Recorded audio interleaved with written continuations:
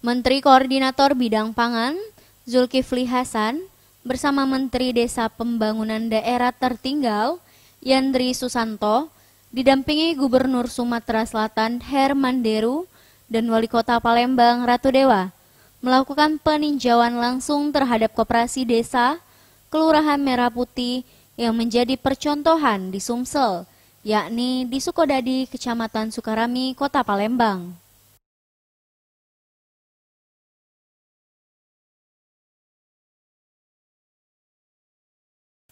Kehadiran Koperasi Kelurahan Merah Putih menjadi solusi dalam memperpendek rantai pangan yang selama ini dinilai terlalu panjang dan merugikan masyarakat kecil.